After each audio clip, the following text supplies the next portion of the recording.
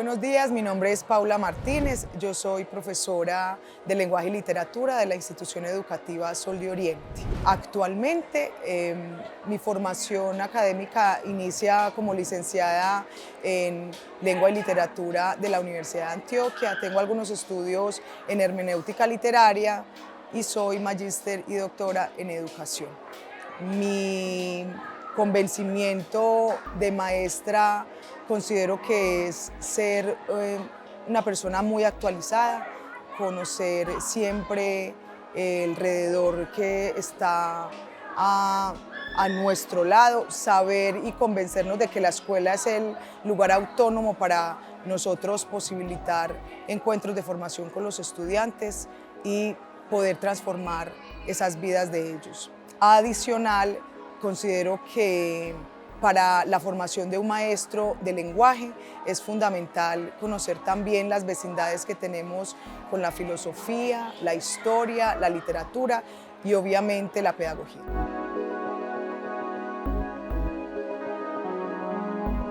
Bueno, quiero contarles una experiencia muy importante que hemos tenido en la institución educativa Sol de Oriente. Yo quiero inicialmente saludar a los profesores del diplomado en sistematización de experiencias y quiero con este saludo también invitarlos a que seamos conscientes y que nos convenzamos de que nosotros los maestros tenemos muchísimo que aportar a la transformación de la educación. Nos debemos de convencer de que somos los garantes de tener de primera mano el conocimiento y el encuentro con el aula creo que es fundamental. Los inicios de una sistematización o por lo menos la experiencia que tengo yo con la sistematización de experiencias inicia es pensando en lo que tenemos a nuestro alrededor. El aula de clase es el punto de partida quizá, pero lo que hay alrededor del aula de clase, las relaciones con los estudiantes y los sucesos y acontecimientos, considero yo que son claves para poder empezar a pensarnos una práctica reflexiva. ¿Y por qué los acontecimientos? Porque no sale de la nada ni necesariamente de una planeación una idea para una sistematización. No pensamos que la sistematización es a priori. Nosotros somos maestros en la cotidianidad, nosotros estamos convencidos de construir un saber escolar, pero hay situaciones que también son llamados incidentes críticos que son el punto de partida de cualquier reflexión para la acción. Reflexionar la práctica pedagógica implica entonces poder reflexionar en la acción y poder reflexionar para la acción. Y ese segundo momento de reflexionar para la acción es lo que nos lleva a nosotros a seguir planeando, a seguir pensando estrategias que unifiquen los saberes o el bien cultural que nosotros, en el caso de lengua castellana, queremos dar, pero eso que está pasando día a día lo tenemos que ir reflexionando.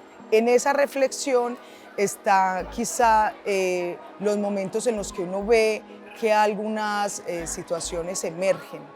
La sistematización que tengo para contarles inició principalmente fue con algunas problemáticas de discriminación y de irrespeto entre los estudiantes. Estábamos en una clase de lenguaje, leyendo literatura, intentando interpretar el mundo, pero hay algunas situaciones y algunos momentos en los que los estudiantes dicen sus cosas. Acontece algo en el aula de clase y ese acontecimiento nos permite entonces empezar a pensar una práctica reflexiva. Seguimos con la planeación, pero invitando también a otros, invitando a otros colegas, invitando también otros espacios, invitando universidades y continuamos viendo que en la planeación y en las estrategias, al ver que algo sucede, cambiamos las formas y que los estudiantes responden, pero responden también a ese evento que nosotros queremos ver transformado. En la medida de que todo eso sucede, siempre hay algo fundamental de la práctica reflexiva y es escribir. No se concibe un maestro que en el día a día, no porque sea una tarea, no porque sea un trabajo universitario o que haga parte de nuestra formación académica de posgrado.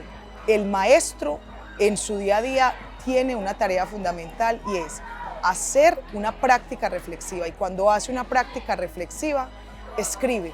Escribe antes, escribe durante, escribe después. Un maestro que escribe hace vivo su realidad de aula y es capaz de producir un saber para la escuela.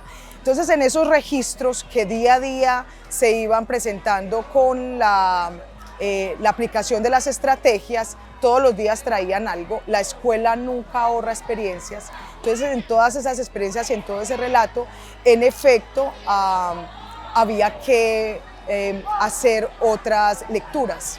Había que conceptualizar eso que estaba pasando. Y al conceptualizarlo, entonces nosotros empezamos a pensar que como maestros estamos tematizando la clase, estamos tematizando los saberes, estamos tematizando la enseñanza. Una segunda idea muy importante, después de saber que hay unos objetivos para el aula, después de saber que cuando desarrollamos nuestras estrategias suceden cosas en las que tenemos que poner cuidado y queremos reflexionar eso que sucede, y después de que hay escritura volvemos a leernos.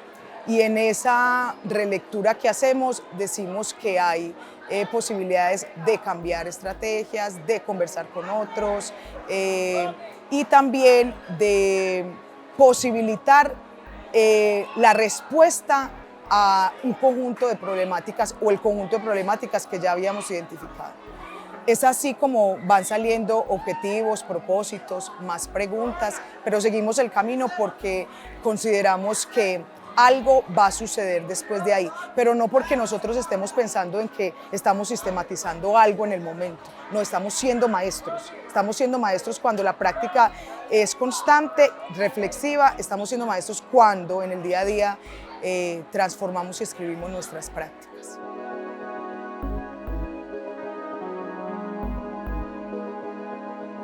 Bueno, entonces cuando uno decide sistematizar una experiencia, sabe entonces que esa experiencia tuvo un punto de partida. Sabe entonces que como punto de partida eso generó unos propósitos, unas preguntas, un escenario de situaciones problema, pero junto con las preguntas siempre tenemos propósitos. Considero yo que no solamente para una sistematización, sino para el aula misma y para la clase, tener objetivos claros nos lleva siempre a resultados eficaces. Entonces, cuando nosotros tenemos punto de partida, preguntas, propósitos, empezamos a pensar qué vamos a transformar y qué ha sido lo más importante de este camino. Y en esa escritura y en esa reescritura, en leernos nuevamente, tenemos que tener fundamentado unas lecturas que de la mano de la práctica reflexiva y escrita, porque la escritura también se vuelve, es una escritura narrativa pero analítica. Uno narra la experiencia y uno narra su quehacer, pero la escritura narrativa tiene que ser analítica, porque ella permite entonces esas tematizaciones e identificar dentro de ese volver a narrarse, poder reevaluar y retomar cosas para que las estrategias sigan efectuándose. Dentro de la experiencia que nosotros tenemos acá, que ha llevado tantos años, lleva por nombre Diversidad, Subjetividad y Culturas Escolares. Vimos entonces esas preguntas, esas situaciones, problemas de discriminación, de irrespeto, de no tolerar o no comprender la diferencia del otro. Entonces juntamos propuestas con otras áreas, invitamos a otros expertos, hicimos talleres, sacamos el aula a la institución y luego sacamos la institución a otros espacios de comunidad, a otros espacios donde pudiéramos nosotros entonces entender qué era esta estrategia. Estábamos pensando en ciencias, estábamos pensando en humanidades y decidimos empezar a tomarnos la ciudad.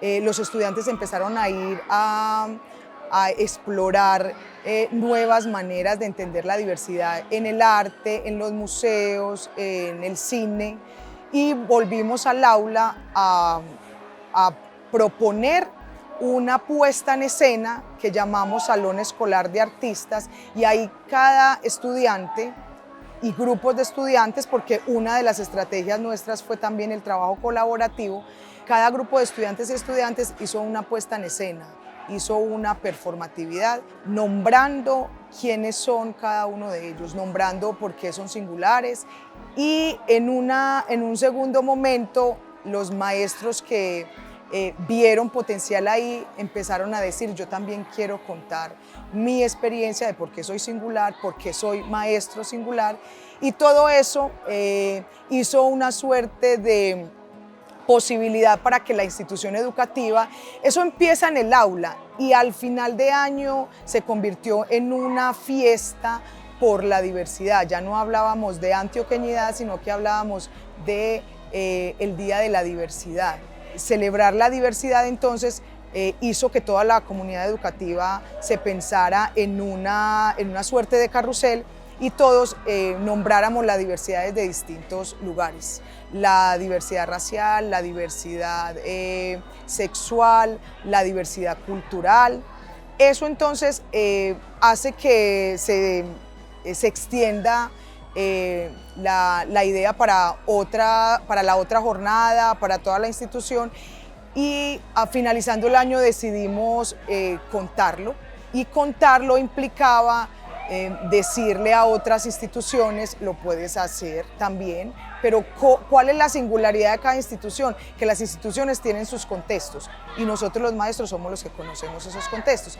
Cuando lo contamos, el equipo de maestros dice: pues entonces sistematicemos. Lo que yo había contado y lo que habíamos hecho era una cantidad de estrategias, de actividades, pero cuando se llega a sistematizar, cuando uno entonces ya tiene claro el panorama, teníamos un punto de partida, teníamos unos problemas, teníamos este es el mundo y las dinámicas de la escuela. Afortunadamente eso es a lo que yo llamo cultura escolar y saber escolar. Si no es por esto que estamos escuchando acá, no sería capaz tampoco de sistematizar. Pero entonces en medio de todo esto nos sentamos y decimos: ahora sí, sistematizar no es organizar los documentos de la práctica. Sistematizar no es escribir una experiencia que fue positiva. No, incluso muchas veces una sistematización, el origen de una sistematización, como lo dije anteriormente, es un incidente crítico. Hay problemas de discriminación, hay problemas de irrespeto, hay problemas de diversidad, entonces vamos a poner el lugar de la reflexión ahí, pero para que haya transformación. Cuando hacemos el trabajo real de sistematización es que organizamos, retomamos lo que ya hay, y organizar no es el documento ni el archivo, sino decir: esto ya genera conocimiento. ¿Y cómo genera conocimiento? En la medida en que nosotros somos capaces de tematizar eso que fue. Lo tematizamos, lo escribimos e incluso fue posible presentarlo a experiencias significativas, fue posible presentarlo a congresos, porque una experiencia significativa se sistematiza cuando esas partes que ya hemos nombrado, llamémoslo tips, llamémoslos momentos, cuando esa escritura tiene eco, cuando esa escritura tiene un público, nosotros entonces podemos decir: somos una institución educativa que fue capaz de construir un saber a partir de eso que sucedió. Entonces lo que fuimos capaces de nombrar fue que esta institución educativa es capaz de comprender la diversidad, no tolerar al otro. Nosotros fuimos capaces de decir que Inclusión va de la mano de la diversidad, que no necesariamente para incluir tenemos que proponer espacios distintos para el que es distinto, sino que es una situación de acogida. Inclusión es entender diversidad, inclusión es entender y acoger al otro, comprender en su diversidad, pero en esa comprensión nos podemos dar cuenta de que esta institución educativa durante aproximadamente 2 años fue capaz de naturalizar y celebrar la diferencia.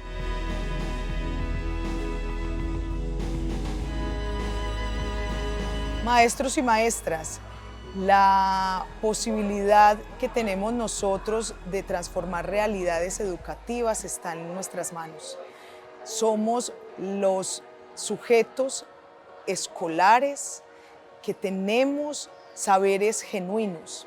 Nosotros tenemos la tarea de reivindicar todo el legado que tenemos como maestros.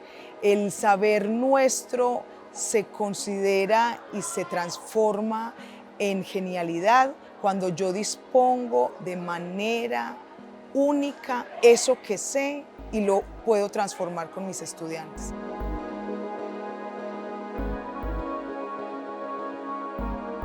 Somos resonancia. Nosotros en la escuela tenemos un papel fundamental, que es lograr que toda nuestra práctica reflexiva se convierta para ellos en una posibilidad de pensar críticamente las áreas, de pensar críticamente nuestro entorno y de proyectarnos siempre hacia nuevas transformaciones de sociedad y de nación. Es fundamental, de nuevo reitero, creer en lo que podemos nosotros construir cuando somos capaces de escribir nuestra práctica. Y escribir nuestra práctica es pensar en acción, pensar para la acción y la transformación. Desde cualquier área nosotros podemos hacer comunidad académica con los otros, pero también nosotros tenemos que estar convencidos de que si no escribimos la práctica, no vamos a poder lograr que los demás nos den la voz y nos den la seguridad de que somos sujetos de saber.